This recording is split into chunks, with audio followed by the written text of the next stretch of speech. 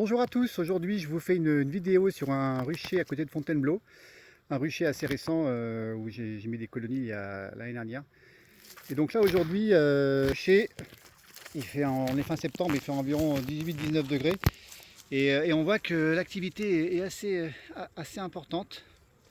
Alors pas forcément sur celle-là, mais par exemple sur celle-là, ça bouge bien quoi. Et elle rentre du pollen jaune, donc a priori du pollen de lierre.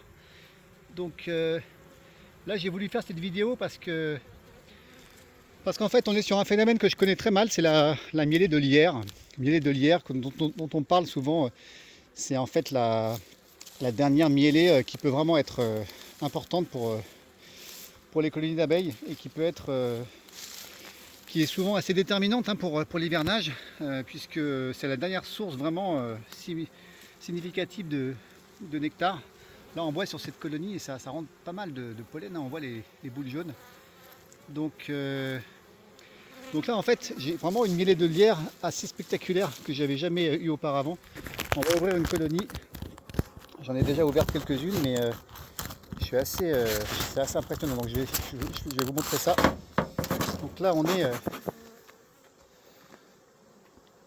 on a des rentrées de nectar globales d'environ 10 kg.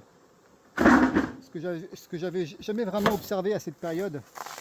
10 kg au mois de septembre. Waouh! Donc là je vous montre. Ah ouais, c'est. Je vous montre l'ouverture de la ruche. Waouh, là on est carrément dans un truc de fou quoi. Donc là voilà ce que ça donne. On n'est pas au mois de mai, hein, on est fin septembre. Et tout ça elles l'ont rentré en septembre. C'est-à-dire que là c'est vraiment elles ont rentré ça en septembre, donc c'est a priori du lierre. En tout cas ça sent le lierre. Je sais pas s'il y a autre chose, mais bon, voilà, là on est sur vraiment une mielée très importante, enfin en tout cas pour la saison quoi, fin septembre. Donc, écoutez, la fameuse mielée de lierre dont on parle, mais que je n'avais jamais vraiment connue, la voilà. Donc elle est effectivement, elle est impressionnante et là, on va dire que c'est idéal quoi pour les abeilles pour cette période. Ça leur permet d'assurer des réserves hivernales significatives. Donc là bien sûr hein, aucun besoin de nourrir. On est sur voilà, voilà, elles ont construit à côté des rayons.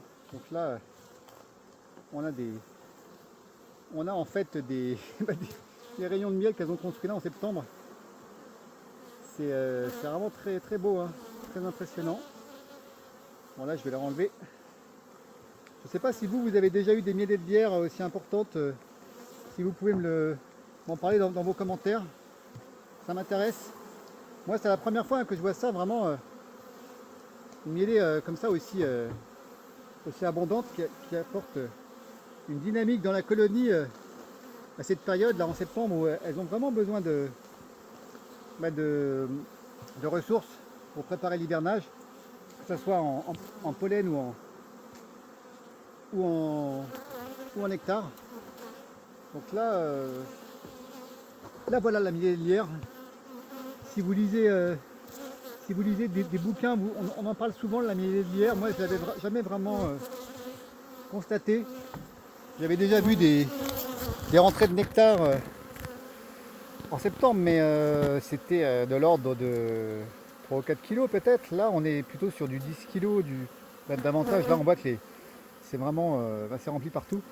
Là on est sur une colonie qui est sur 7 cadres, mais là je peux vous dire qu'elle n'aura pas de problème pour hiverner. C'est clair. En plus, bon, ce qui est pas mal, c'est que du coup la reine a pu reprendre sa ponte après l'été et donc assurer une nouvelle population, un renouvellement de la population d'abeilles sur des abeilles d'hiver qui vont être en fait suffisamment nombreuses pour assurer l'hivernage. Là on est en situation idéale pour l'hivernage, hein, donc je suis plutôt content parce que sur ce rucher l'année dernière il n'y avait pas eu de mielée de lierre réellement. Donc là on voit un cadre blindé de miel, avec encore du miel, du nectar récent. On voit aussi qu'elles ont encore du mâle, hein. Il y a encore des mâles qui baladent dans la colonie, signe d'abondance, signe vraiment de situation un peu où les ressources sont suffisamment importantes pour qu'elles gardent des mâles. Je pense que c'est vraiment très intéressant. Et je suis super content parce qu'elles vont vraiment pouvoir hiverner dans des très bonnes conditions. Après, bien sûr, en ce moment là, on est dans la période où le varroa peut ravager les colonies. Donc là, je vais enlever les bandes de traitement. J'enlève les bandes de traitement et puis je vais faire des tests de comptage varroa. En tout cas, comme ça, au premier abord, on voit pas trop d'abeilles dézélées. Bon, le varroa, ça reste extrêmement difficile à visualiser hein, sur les colonies. Malheureusement, on a parfois des colonies en pleine forme qui sont blindées de varroa. Donc c'est vraiment un mal insidieux qu'il faut traquer sans cesse, sans relâche. Et donc là, regardez ça.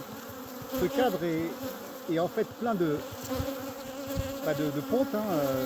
Là, on est fin septembre, donc tout ça, ça va être des abeilles d'hiver. Des abeilles d'hiver qui vont naître là, et ça va être pour l'hivernage, ça va être vraiment idéal. Hein. Elles vont avoir une population d'abeilles d'hiver très importante, avec de surcroît des réserves exceptionnelles. Hein. Là, on est normalement, hein, on peut parier sur un hivernage qui va très bien se passer. Je vois pas comment il pourrait en être autrement.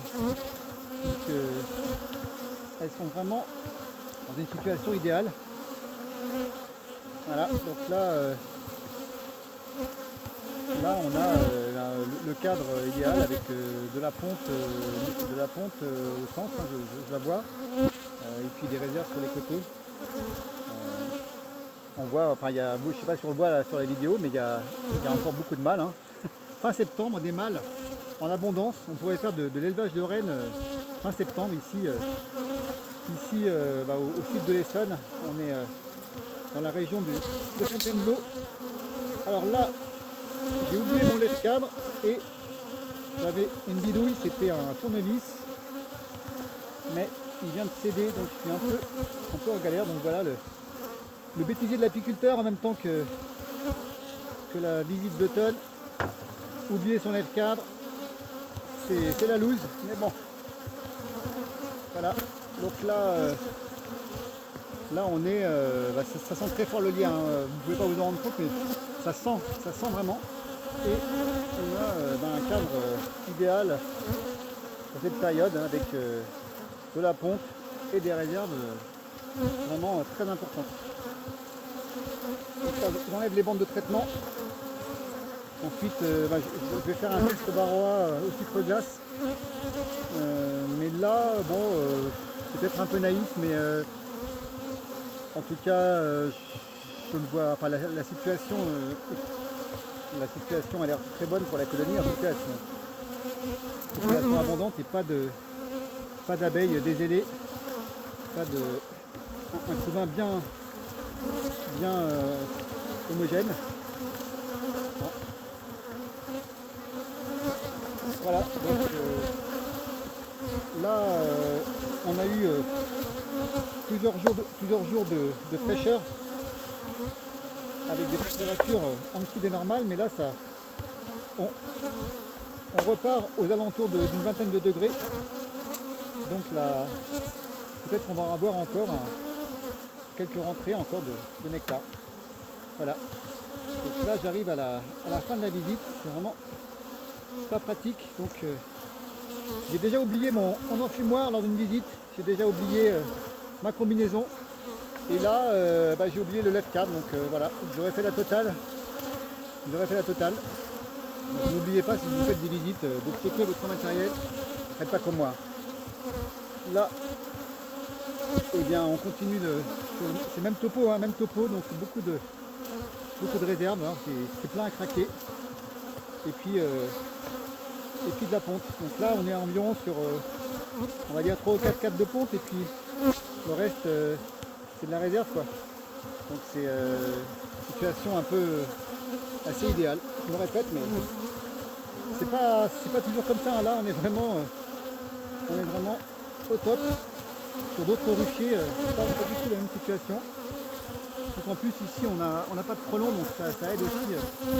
Les abeilles peuvent butiner sans problème. Voilà donc eh bien fin de la visite.